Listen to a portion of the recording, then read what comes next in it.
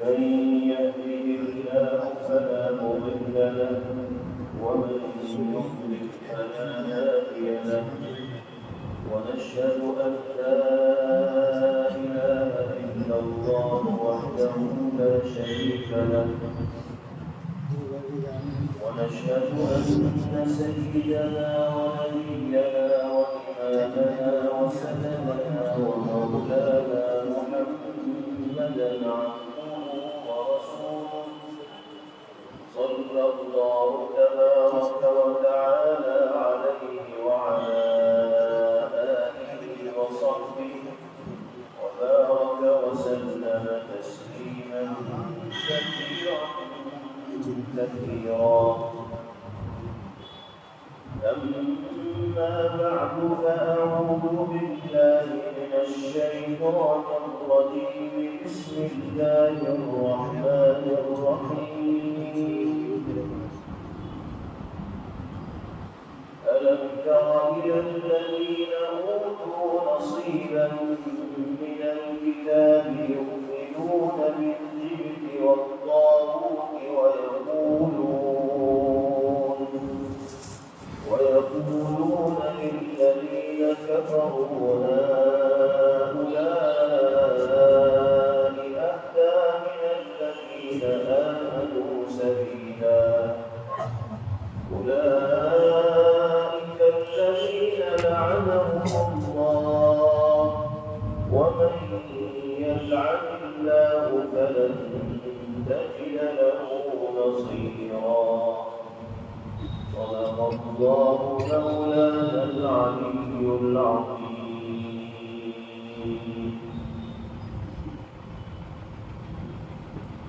پچھلی آیات میں یہود کی شرارتوں کا ان کی بدعمالیوں کا تذکرہ تھا. اس آیت مبارکہ میں اللہ رب العزت والجلال نے ان کی وعدہ خلافی سے پردہ اٹھایا اور اندرون خانہ مسلمانوں کے خلاف جو سازشیں وہ رچا کرتے تھے اللہ رب العزت والجلال اس کو منظر عام پر لے کر آئے. واقعے کی تفصیل یہ ہے کہ مدینہ منورہ تشریف آوری کے بعد نبی کریم علیہ السلام نے وہاں آباد یہود سے یہ معاہدہ فرمایا تھا کہ تم بھی اس علاقے میں قدیم زمانے سے رہتے چلے آئے ہو. مسلمانوں کی تعداد بھی یہاں اچھی خاصی ہو گئی ہے. اس لیے ہم اپنے اپنے مذہب و دین پر رہتے ہوئے باہمی محبت و ہمدردی کے ساتھ زندگی گزاریں اور کوئی کسی کے راستے میں کانٹے نہیں پڑے گا, کوئی کسی کی راہ میں آڑ نہیں بنے گا. ہر شخص کو آزادی کے ساتھ اپنے مزاج کے مطابق زندگی گزارنے کا حق حاصل ہوگا. اور ایک معاہدہ پیغمبر علیہ السلام نے یہ بھی فرمایا کہ اگر کوئی باہری دشمن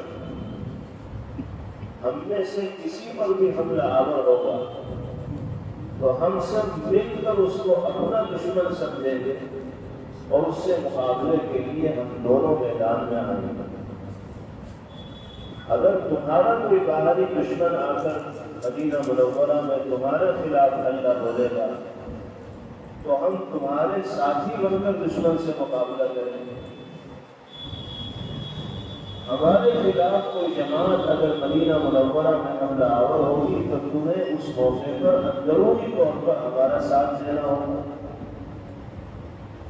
یہ معاہدہ نبی کریم علیہ السلام نے یہود سے فرمایا تھا اور وہ اس معاہدے پر راضی بھی ہو گئے.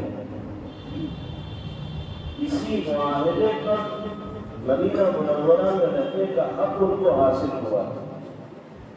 لیکن وقفے وقفے سے وہ معاہدہ شکنی کرتے رہتے تھے, وعدہ خلافی کرتے رہتے تھے نبی کریم علیہ السلام اس کو نظر انداز کرنا دیا کرتے تھے، کبھی جگہ دیا کرتے تھے، تنبیہ کر دیا کرتے تھے، لیکن ایک مرتبہ انہوں نے منصوبہ بند طریقے سے مسلمانوں کے خلاف سازش رچی۔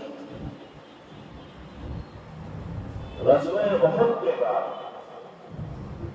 یہود مدینہ کا ایک وفد، مدینہ میں آباد یہودیوں کی ایک جماعت مکہ مکرمہ میں آباد کفار و مشرکین کے پاس گیا۔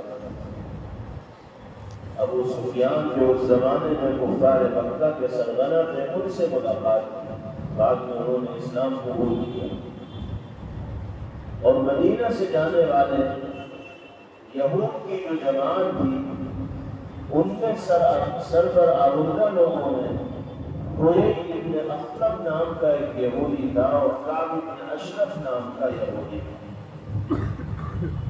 یہ اپنی قوم کے سردار مانے جاتے تھے اور سماج میں ان کا بڑا فضل تصور کیا جاتا تھا۔ یہ لوگ مکہ مکرمہ گئے اور وہاں جو کفار و مشرکین آباد تھے ان سے ملاقات کی اور ان سے یہ کہا کہ تم لوگ غزوہ احد کے بعد خاموش ہو کر کیوں بیٹھ گئے؟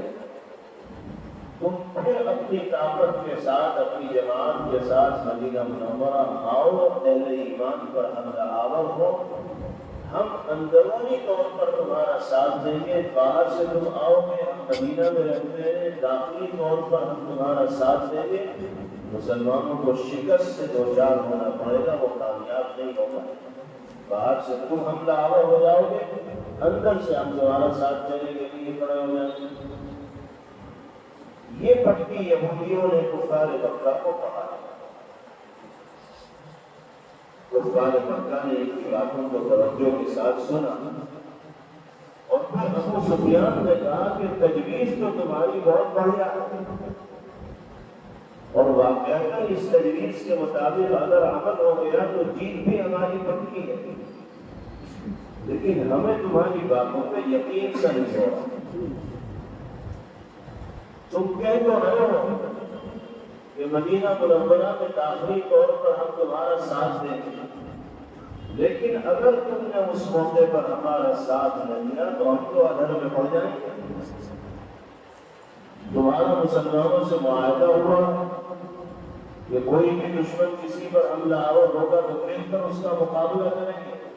وہاں اگر تم نے ہاتھ کھڑے کر دیے کہ بھئی ہمارا تو اس سے معاہدہ پہلے سے ہوا ہے، اس لیے ہم تمہارا ساتھ نہیں دے سکتے، تو ہم تو کہیں بھی نہیں رہے، مانے جائیں گے۔ مکے سے باہر نکل چکے ہوں گے، مدینہ منورہ میں مسلمانوں کی جماعت ویسے ہی مضبوط ہو رہی ہے، تم بھی ہمارا ساتھ نہیں دو گے تو ہم تو پیٹ پٹا کے پھر واپس آ جائیں۔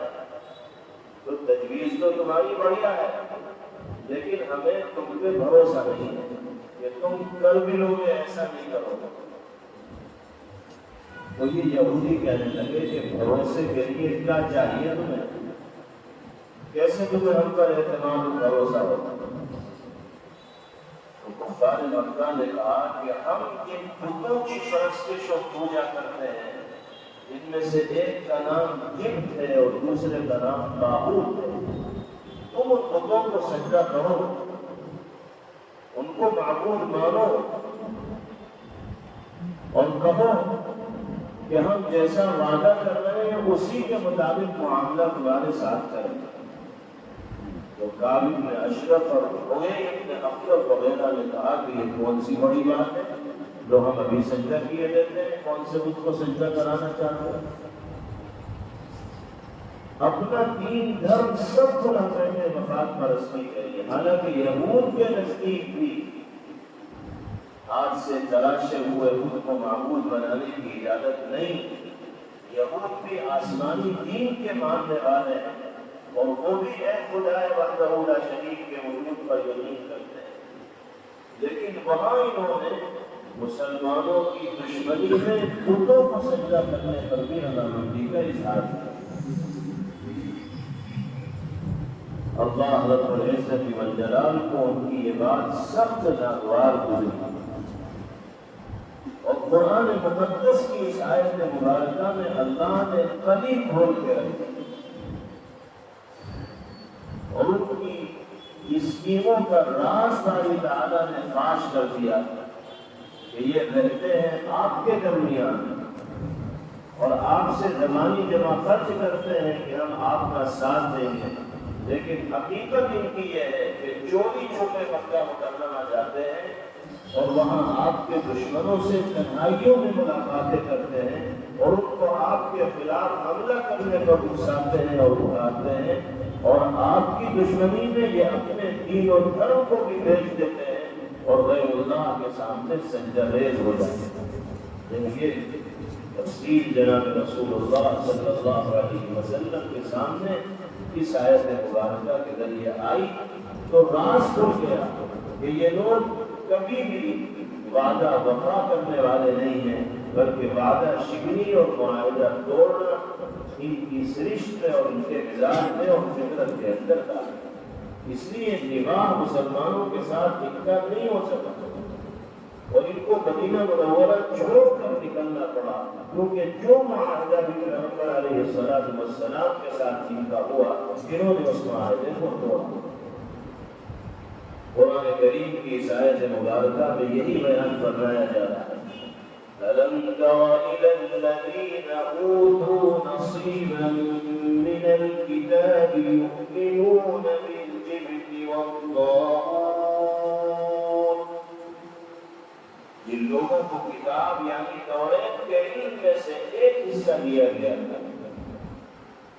کیا آپ نے ان کو نہیں دیکھا کہ وہ کس طرح بتوں اور شیطان کی تصدیق کر رہے ہیں؟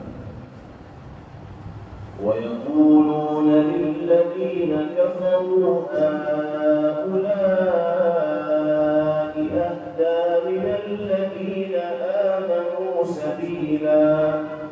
نہ صرف بتوں کو انہوں نے سجدہ کیا بلکہ کافروں کو خوش کرنے کے لیے یہ بھی کہنے لگے کہ تم مسلمانوں سے زیادہ صحیح راستے کے اوپر چل رہے ہیں، کیونکہ ابو سفیان اور دیگر کفار مکہ نے یہودیوں سے یہ بھی کہا تھا کہ تم تو مذہبی اعتبار سے مسلمانوں کے زیادہ قریب ہو،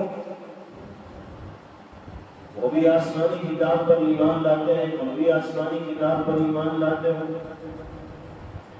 وہ بھی اللہ کے نبی کو مانتے ہیں، تم بھی اللہ کے نبی کو مانتے ہو، تو مذہبی اعتبار سے تم کو مسلمانوں کے زیادہ قریب ہو۔ تو ہمیں دال میں کالا لگتا ہے، تو ہمیں پھنسانے کے لیے آ رہے ہو، ہمیں وہاں بلاؤ گے اور ساتھ مسلمانوں کا دو۔ تو کافروں کو خوش کرنے کے لیے، ان کی منہ بھرائی کے لیے یوں کہنے لگے کہ تمہارا دین تو مسلمانوں سے بھی زیادہ بہتر ہے، نعوذ باللہ۔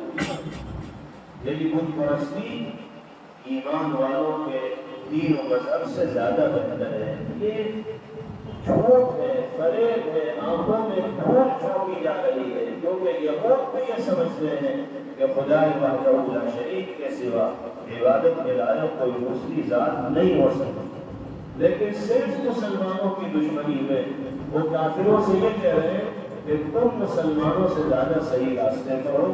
اللہ نے یہ راز بھی کھول اور بتا دیا کہ لوگ کیا کہتے ہیں کہ اور کافروں کے بارے میں کہتے ہیں کہ یہ مومنوں سے زیادہ سیدھے راستے پر ہے، نعوذ باللہ۔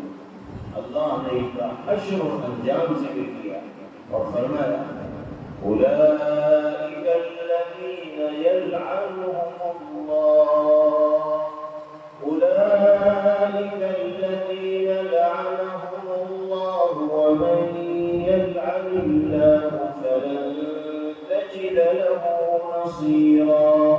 یہ وہ لوگ ہیں جن پر اللہ نے کاٹ ڈال رکھی اور جن کو اللہ اپنی رحمت سے محروم کر دے، جس پر اللہ کاٹ ڈال دے، اس کے لیے آپ کوئی مددگار نہیں بنے۔ اس آیت مبارکہ میں اللہ رب العزت والجلال نے فرمایا کہ اس طرح کی شرارتیں، معاہدہ شکنی اور بری حرکتیں کرنے والے لوگ ہماری نگاہ میں ملعون ہیں، لعنت کے مستحق ہیں، اور لعنت کا مطلب ہوتا ہے رحمت الہیہ سے دوری، اللہ کی رحمت سے محرومی۔ انسان کی زندگی اللہ کے کرم و فضل اور اس کی رحمت کے سب سے ہی گزرتی ہے، اگر رحمت الہیہ سے محرومی انسان کا مقدر بن جائے تو پھر عافیت کے ساتھ زندگی گزارنا اس کے لیے ممکن نہیں ہوگا۔ اس لیے ہر شخص کو ہم وقت اللہ کی رحمتوں کے حصول کی فکر میں رہنا چاہیے اور ہر اس عمل سے بچنے کی فکر کرنی چاہیے جو انسان کو اللہ کی رحمت سے محروم کر دے۔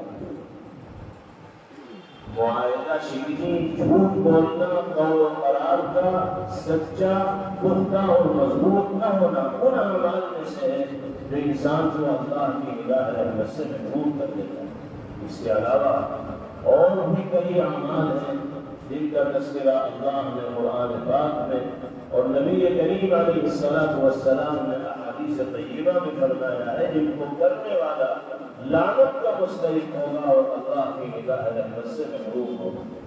جیسے نبی کریم علیہ السلام نے حدیث پاک میں ارشاد فرمایا لعن اللہ آکل الربا وموکلہ، اللہ کی دھنکار ہے، اللہ کی لعنت ہے، اللہ کی رحمت سے محروم ہے وہ انسان جو سودی مال کھانے والا اور سودی مال کھلانے والا، خود بھی سودی مال سے نفع اٹھاتا ہے، اپنا پیٹ بھرتا ہے، اپنے بچوں کو بھی سودی مال کھلاتا ہے، اپنے گھر آنے والے مہمانوں کو بھی سودی مال کھلاتا ہے۔ اللہ کے حبیب صلی اللہ علیہ وسلم فرماتے ہیں کہ جو مال کا اتنا حریص ہو جائے کہ اسے یہ احساس ہی نہ رہے کہ اس راستے سے مال میرے پاس آ رہا ہے، جائز و ناجائز، حرام و حلال کی تمیز اس کے دل سے نکل جائے تو پھر یہ مال اس کے لیے وبال جان بنے گا اور ناجائز راستوں سے حاصل کرنے والے مال کی وجہ سے وہ اللہ کی نگاہ رحمت سے محروم ہو جائے گا۔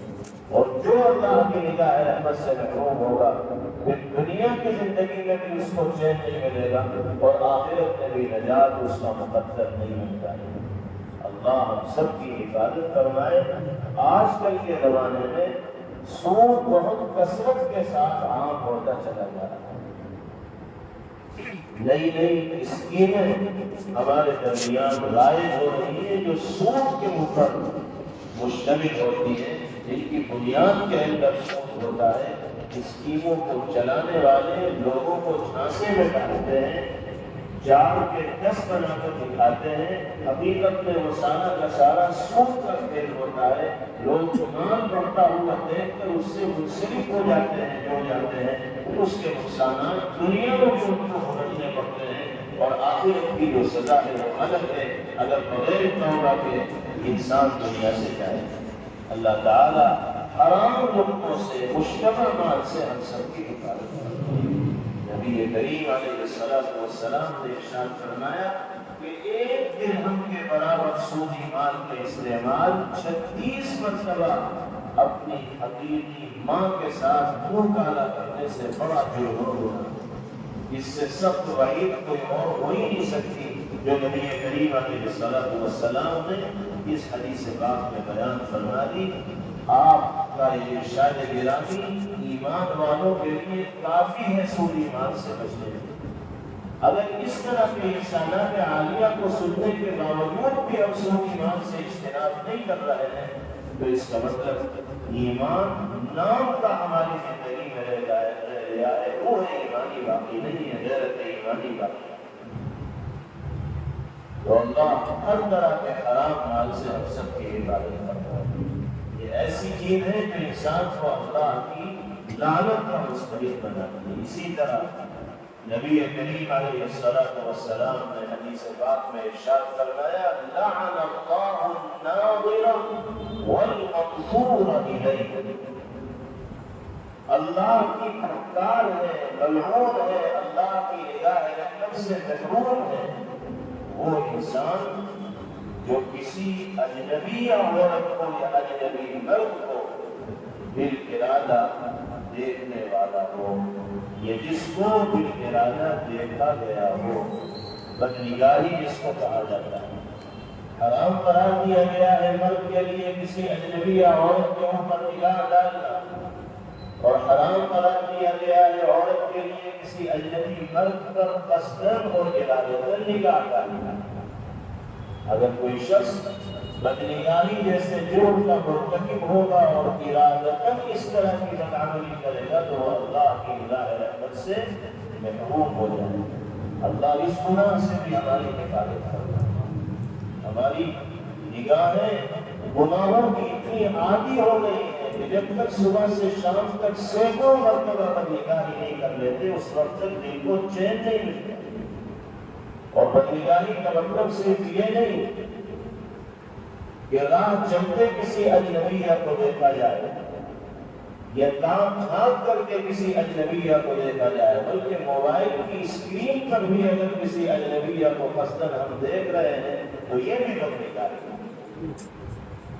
صرف یہی نہیں ہے کہ کوئی آدمی سامنے ہو اور اس کو دیکھا جائے تو اسی پر بدنگاہی کا اطلاق ہوگا، اس پر بھی بدنگاہی کا اطلاق ہوتا ہے، اور یہ چیز آج عام ہو گئی ہے۔ اللہ ہم سب کی اس جرم سے اور اس گناہ سے حفاظت کرے۔ انسان بدنگاہی جیسے جرم کا اگر عادی بن جاتا ہے تو پھر دل سے نورانیت نکل جاتی ہے، زندگی سے روحانیت کا جنازہ نکل جاتا ہے، پھر نماز میں بھی جی نہیں لگتا، تلاوت میں بھی طبیعت نہیں لگتی، خیر کے کاموں کی طرف بھی انسان کا قلب مائل نہیں ہوتا، گناہوں کی طرف رغبت ہوتی ہے، بدعمالیوں کا شوق دل کے اندر پیدا ہوتا ہے، اس لیے کہ نگاہ کے ذریعے برے خیالات و جذبات انسان کے دماغ کے اندر بیٹھتے ہیں، پھر دماغ عادت دیتا ہے جسم کے دیگر اعضاء و جوارح کو، پھر دماغ کے اس عادت کے مطابق زبان عمل کرنے لگتی ہے، ہاتھ عمل کرنے لگتے ہیں، پیر عمل کرنے لگتے ہیں۔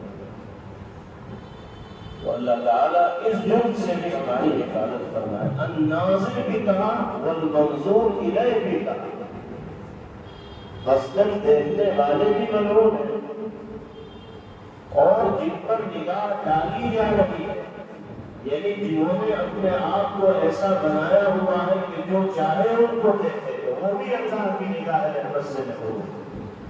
اگر خواتین و مستورات پابندہ نہیں رہیں گی، بے برقع گھر سے باہر نکلیں گی، بازاروں کی زینت بنے گی، راستوں میں دھوپ بھی دکھائی دے گی، ان کے چہرے کھلے ہوئے ہوں گے، بدن پر پردہ نہیں ہوگا اور لوگوں کی نگاہوں کے اوپر پڑے گی، شیطان سب کے ساتھ لگا ہوا ہے، تو جس طرح دیکھنے والے گنہگار ہوں گے اسی طرح بے برقع جانے والی وہ خاتون بھی گنہگار ہوگی، کیونکہ وہ منظور الیہ بنی ہے، اس نے اپنے آپ کو اس حال میں کر دیا کہ جو چاہے اسے دیکھے اور بدنگاہی جیسے جرم کا مرتکب ہوگی۔ اسی لیے تو نبی کریم علیہ السلام نے فرمایا النساء حرائر الشیطان، عورتیں شیطان کا جال ہے، اس جال کے ذریعے شیطان لوگوں کو پھانستا ہے اور کھلنے میں لے لیتا ہے اور سازش کا شکار ہوتا ہے۔ اگر عورتیں عفت و عصمت و پاکدامنی کا مظاہرہ کرتے ہوئے اجنبی مرد کی نگاہوں سے اپنے آپ کو بچانے کی فکر و کوشش کرے گی تو وہ شیطان کا جال نہیں بن پائے گی، اور اگر وہ اپنی حفاظت کے سلسلے میں فکر مند نہیں ہوگی تو شیطان اپنی دارستانیوں کے لیے ان کا استعمال کرے گا اور ان کو بنیاد بنا کر لوگوں کو گناہوں کے اندر مبتلا کرے گا۔ اللہ ہمیں معاف فرمائے۔ بعض مسلم گھرانوں کی تو صورتحال یہ ہے کہ وہاں پردے کو معیوب سمجھا جاتا ہے، شوہر نامدار بیوی کو مردے میں اپنے ساتھ لے جانے میں انسلٹ محسوس کرتے ہیں کہ میری بیوی مردے میں رہے، میں تو بڑا پیشے لینے آدمی ہوں، بڑے اونچے عہدے میں ہوں اور بڑا دنیا میں میرا نام ہے، اگر میری بیوی بھی پردے میں رہے گی تو لوگ تو مجھے پرانے خیالات کا آدمی سمجھے گے کہ کنیاسی جسم کا آدمی۔ شیطان نے دماغ میں بات بٹھا دی ہے کہ جب تک تم اپنی گھر والی کو اپنے ساتھ اسٹیج پر بے پردہ نہیں لے جاؤ گے اس وقت تک دنیا میں تمہاری واہ نہیں ہوگی، تمہارا اسٹیٹس نہیں بنے گا، تمہارا معیار نہیں بنے گا۔ یہی الٹی گنتی سکھا دی اور یہی بات دل میں بٹھا دی تو وہ اسی کو لیے بیٹھے۔ آپ اگر مجھ سے کہیں کہ بھائی پردہ کروا لو گھر کی مستورات کو، وہ بحث کرنے لگے کہ پردہ کون سا فرض ہے، قرآن کی کس آیت میں پردے کا حکم دیا گیا ہے، ایسی کون سی ضروری چیز ہے پردہ، بحث ان سے چاہے جتنی کروا لو، معلومات ہو یا نہ ہو، لیکن بحث کرنے کے لیے تیار ہو۔ اللہ ہم سب کو شریعت و سنت کے تقاضوں پر عمل کرنے کی توفیق نصیب فرمائے، اور ہر ایسے عمل سے باری تعالیٰ محفوظ فرمائے جو لعنت کا سبب اور ذریعہ بنتا ہے۔ اسی طرح نبی کریم علیہ السلام نے فرمایا لعن اللہ الواشمۃ والمستوشمۃ، اللہ کی پھٹکار ہے ان عورتوں پر یا ان مردوں پر جو اپنا جسم کھودنے والے یا کھدوانے والے ہیں۔ یہ بھی فیشن ہے، اور پہلے سے یہ طریقہ چلا آ رہا ہے، اسی وجہ سے جناب رسول اللہ صلی اللہ علیہ وسلم نے اس کا ذکر فرمایا۔ انسان اپنے جسم کے کسی حصے میں باقاعدہ سوئی کے ذریعے کچھ لکھواتا ہے، اس میں مختلف چیزیں بھری جاتی ہیں تاکہ وہ مٹ نہ سکے اور ختم نہ ہو سکے،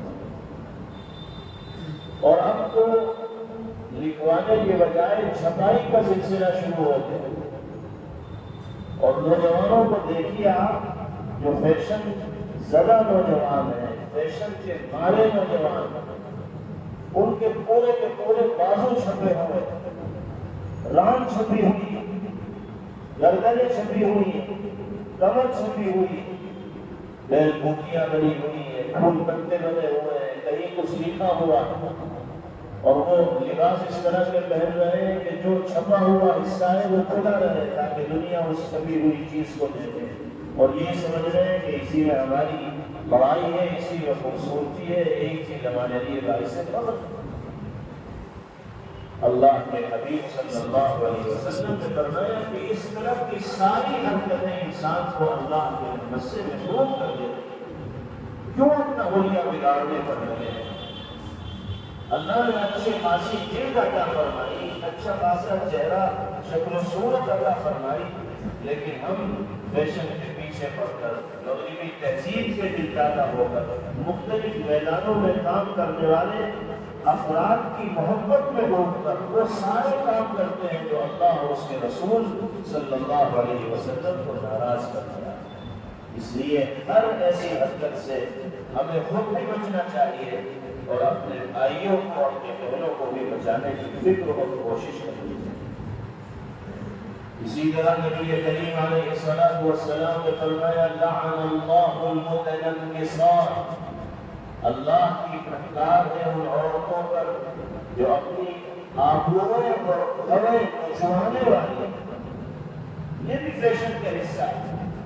عورت کے دماغ میں بٹھا دیا گیا کہ جب تک تمہاری آبرو باریک نہیں ہوگی اس وقت تک تمہارا جوان نکلے گا نہیں۔ اس لیے عورتوں کی لائنیں لگی رہتی ہیں پارلروں میں، اور جاتی ہیں اور اپنے بھون کو باریک کراتی ہیں، نچواتی ہیں کہ چوڑی بڑے اچھی نہیں لگتی، باریک بڑے اچھی لگتی۔ اللہ نے جو شکل و صورت فطری طور پر انسان کو عطا فرمائی ہے، اس کے ساتھ اگر چھیڑ چھاڑ کرو گے تو بدصورتی آئے گی، جوان نہیں آئے گی۔ جو جوان اللہ نے دے دیا اس سے زیادہ جوان تمہیں حاصل ہو ہی نہیں سکتا کسی ذریعے سے۔ اللہ کی جانب سے عطا کردہ جوان میں چھیڑ چھاڑ کرو گے تو اس جوان پر کٹا بلٹ سکتا ہے، اس حسن میں نقص و کمی تو آ سکتی ہے، اضافہ نہیں ہو سکتا۔ ہاں جب کسی ایسی جگہ بال پھول آئے کہ جہاں بال عام طور پر نہیں ہوتے عورتوں کے تو اس کو صاف کرنے میں کوئی حرج نہیں، جیسے رخسار ہے، داڑھی کی جگہ ہے، اگر کسی عورت کے یہاں روئے نکل رہے ہیں تو وہ اسے صاف کرا سکتی ہے، شریعت میں اس کی اجازت ہے۔ لیکن اب روئے اور کھوئے اس انداز میں بھی اللہ نے مرحمت فرمائی ہے، عطا فرمائی ہے، اس کو اسی انداز میں روک رکھا جائے گا۔ اس کے ساتھ چھیڑ چھاڑ کرنا یہ اللہ کی لعنت کا مستحق بننا ہے اور باری تعالیٰ کی نگاہ رحمت سے محروم ہونا۔ اسی طرح نبی کریم علیہ السلام نے جگہ فرمایا لعن اللہ المتشبہین من الرجال بالنساء والمتشبهات من النساء بالرجال. اللہ کی نگاہ میں ملعون ہے وہ نوجوان، وہ مرد جو عورتوں کی مشابہت اختیار کرنے میں لگے، اور وہ عورتیں بھی اللہ کی نگاہ میں ملعون ہیں جو مردوں کی مشابہت اختیار کرنے میں لگی. یہ برائی بھی آج کی دنیا میں عام ہے. نوجوانوں کا ایک بڑا طبقہ ہے جو نسوانی علامات کو اختیار کرنا اپنے لیے باعث حسن اور باعث جمال تصور کرنا ہے. جو چیزیں عورتوں کے لیے خاص ہیں نوجوان اس کا استعمال کر رہے ہیں. بہت بڑی تعداد آپ کو نوجوانوں کو مل جائے گی جو کانوں کے اندر بالی سی ڈالے رکھتے ہیں، کان چھلوا لیتے ہیں. یہ چھلواتے نہ ہوں گے تو ویسے ہی لگا لیتے ہوں گے جیسے عورتیں لگائے رکھتی ہیں. کوئی دونوں کانوں میں لگائے گھوم رہا ہے، کوئی ایک کان میں لگائے گھوم رہا ہے. اللہ نے اچھا خاصا ہٹا کٹا تندرست اور توانا جوان بنایا، اور پتہ نہیں اب ان پہ کیسے پتھر پڑتے ہیں کہ اپنی اس مردانگی کو نسوانیت کے ساتھ تبدیل کرنے کی فکر و کوشش کرتا ہے، اور جو چیزیں عورتوں کے لیے خاص کی گئی ان کے استعمال میں لگا ہوا ہے اور اسی کو اپنے لیے بہتر سمجھ رہا ہے. کیا مطلب ہے مردوں کے کان میں بالی ڈالنے؟